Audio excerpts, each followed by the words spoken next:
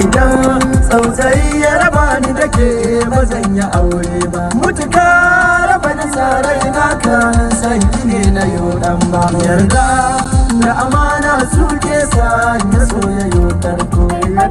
Assalamu alaikum wa rahmatullahi ta'ala wa barakatuhu. Mai sauraron mu barkanmu da ƙara kasancewa da kai a cikin wannan tasha ta a gidan Nura TV. Idan wannan ne zuwan ka na farko, kai kokari kai mana subscribing da liking domin samun sabbin bidiyon mu da zarar mun dora.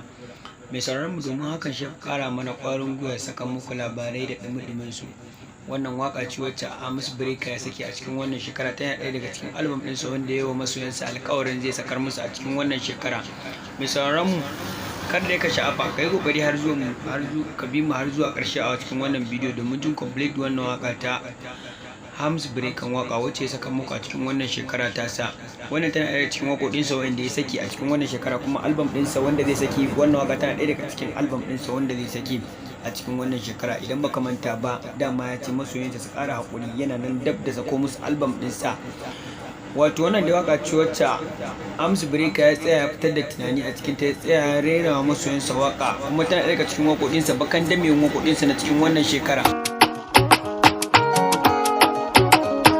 Tom, masauraran barkanmu da ƙara dawo da ku a cikin wannan tasha ta a gidan Nura TV. Idan baka manta ba, mai sauraro, muna magana ne akan wakar da Amos Breaker ya saki a cikin wannan shekara. Tana daga cikin waƙoƙin da Amos Breaker ya zance a cikin su, waƙoƙi ne wanda ya tsaya fitar da tunani a cikin su, kuma suna ɗaya daga cikin waƙoƙin shi wanda ya tsaya ya yi su tsaf akan masoya. Tana daga cikin wakar da aka faɗa muku cewa zai fito da ita ne akan masoya mayaudara.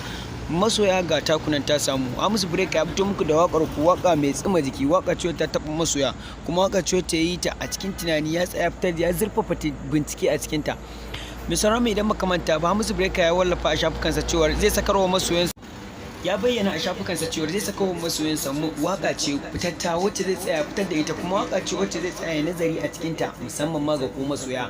To ga dama ta samu, kai kokari ka biyo mu har zuwa karshe a wannan bidiyo namu domin sauraron wannan waka da Amos Breaker ya sakar muku a cikin wannan shekara. Tana ɗaya daga cikin waƙoƙin da ya magana akan masoya, cewa dole za a saka wa masoya waka wacce za ta nishaɗantar da su, ta ilmantar da su akan bangaren soyayya su. Mai sauraro, idan baka manta ba, Amos Breaker ya wallafa a shafukansa cewa waka ce wacce zai saki mai zafi, kuma tana daga cikin waƙoƙinsa wanda yake tunanin cewa za ta taɓa masoya, kuma waka ce wacce ya fitar da tunani a cikin ta, ya wallafa ta a cikin wannan shafuka nasa na Instagram.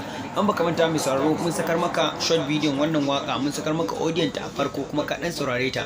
To kai hakuri, kai kokari ka biyo mu har zuwa ƙarshe a cikin wannan bidiyo namu domin sauraron completely na wannan waka. Mai sauraron mu, kar da ka sha'afa kana cikin tashar nan ne ta a gidan Nura TV, kai kokari ka mana subscribe da liking domin samun sabbin bidiyon mu da zarar mun dora, domin hakan shi yake ƙara mana ƙwarin gwiwa saka muku labarai da dumin su.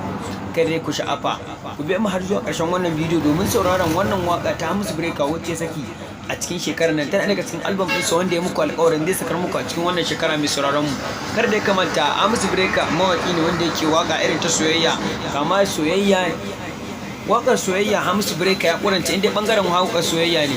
Mai sauraron mu, kada ya kamanta, Amos Breaker ya ce zai sakar muku waka lafiyayya ne a cikin wannan shekara. Kar ka manta da sunan channel ɗin ta a gidan